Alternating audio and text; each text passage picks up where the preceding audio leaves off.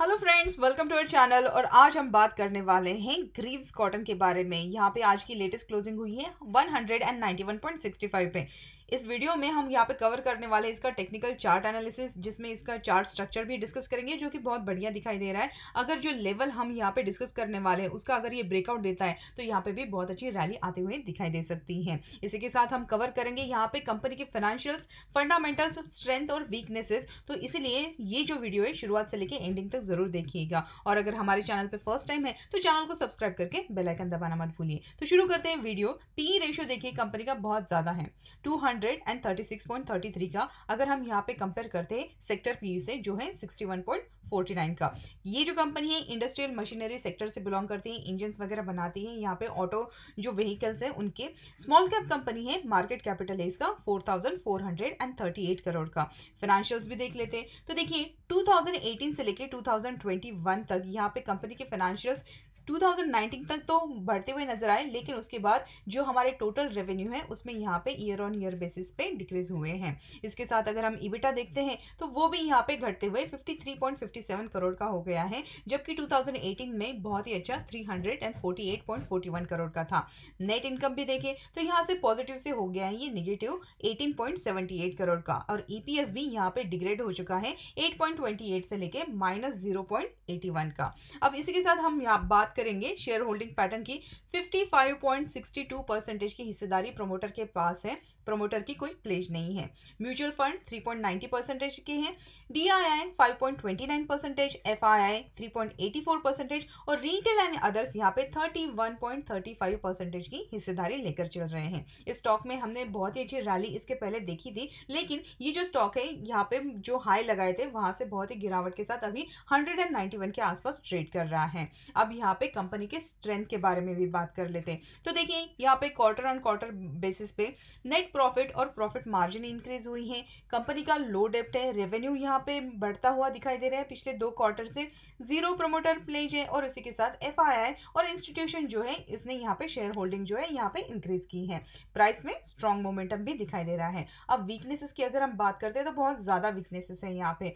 देखिए यहाँ पे आरओसी, आरओई, आरओए जो है पिछले 2 साल से यहाँ पे डिग्रेड हुआ है। उसी के साथ इन्होंने ईयर ऑन ईयर बेसिस पे अगर हम प्रॉफिट मार्जिन और नेट प्रॉफिट देखते हैं तो वो भी डिक्लाइन हो रहे हैं।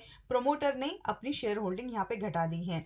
लो पेट्रोल्स की स्कोर है और उसी के साथ यहाँ पे नेट कैश फ्लो भी डिक्लाइन है।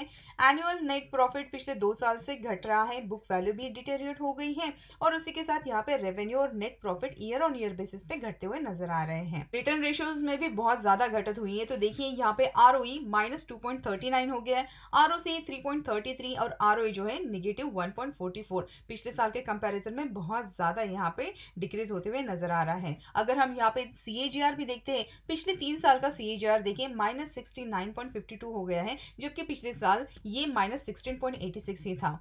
अब यहाँ पे हम बात करते हैं कंपनी के बारे में। ग्रीव्स कॉटन कंपनी जो है ये बिजनेस करती है मैन्युफैक्चरिंग ऑफ इंजन के एप्लीकेशन और उसी के साथ इलेक्ट्रिक व्हीकल, इंफ्रास्ट्रक्चर इक्विपमेंट और स्पेयर रिलेटेड जो इंजन से रिलेटेड होते हैं उसमें बिजनेस करती है। GCL का यहाँ पे मार्केट शेयर अराउंड 60 से लेके 65% का 3 व्हीलर डीजल इंजन सेगमेंट में है। ग्रीव्स कॉटन यहाँ पे इनके जो इंजन के प्रोडक्ट हैं ये अराउंड 30 ओरिजिनल इक्विपमेंट मैन्युफैक्चरर जो है इंडिया के उनको सप्लाई करती है, जिसमें कि इनके क्लाइंट्स हैं वो उनका नाम आता है Piaggio vehicle, Mahindra and Mahindra limited और अतुल ऑटो। कंपनी में यहाँ पे नए डेवलपमेंट्स भी हो रहे हैं। इन्होंने लेटेस्ट जो भारत स्टेज 6 इमिशन नॉर्म्स है उसके हिसाब से अपना जो इंजन है इसको भी अपग्रेड करके लॉन्च कर दिया था 3rd quarter of financial year 20 में। उसी के साथ इनका जो क्रेस्ट कंप्रेस नेचुरल गैस है ये भी अंडर डेवलपमेंट है।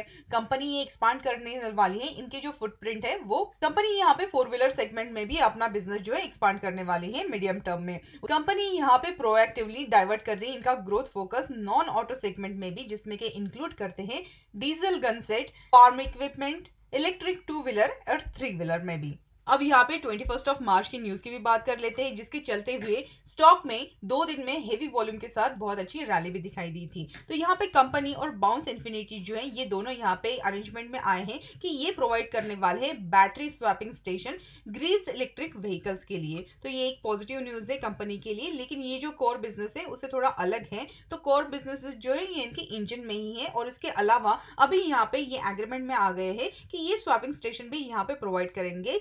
अब देखिए यहाँ पे ग्रीव्स कॉटन कंपनी जो है ईवी राइड ले रही है at the cost of auto engine. तो यहाँ पे जो इन्वेस्टर है उनको थोड़ा बहुत डर है कि ये क्या इनके लिए एक रिस्की बेट हो सकती है, क्योंकि यहाँ पे 73% की यहाँ पे ग्रीव्स कॉटन ने बहुत अच्छी रैली दिखाई दी थी, लेकिन फिर उसके बाद 32% का यहाँ पे डाउन साइड भी दिखाई दिया। अब इन्वेस्टर को ऐसा लगता है कि ये जो फोकस यहाँ पे ईवी पे हो रहा है, इसके चलते हुए जो इनकी प्रॉफिटेबिलिटी जो इंजन से आती है वो हैम्पर हो सकती है। बट जो कंपनी के सीईओ हैं वो अपने चॉइसेस से बहुत ही अच्छे से कन्विंस है कि ये यहाँ पे बहुत ही अच्छा रेवेन्यू भी जनरेट करके दे सकता है। तो देखिए अब हम बात करते हैं यहाँ पे टेक्निकल चार्ट एनालिसिस की। तो यहाँ पे ग्रीव्स कॉटन का डेली चार्ट ओपन किया है। स्टॉक ने यहाँ पे जो हाई लगाए थे वो थे 256 के, और उसके बाद जो हेवी गिरावट यहाँ पे जो दिखाई दी है, हमारे पास एक सपोर्ट है, वो सपोर्ट है 164 का, और वहां से ये जो स्टॉक है रिवर्सल दिखाने की कोशिश कर रहा है। अब देखिए यहाँ पे अगर हम देखते हैं तो फिर इसे आप एक राउंडिंग बॉटम फॉर्मेशन बोल सकते हैं,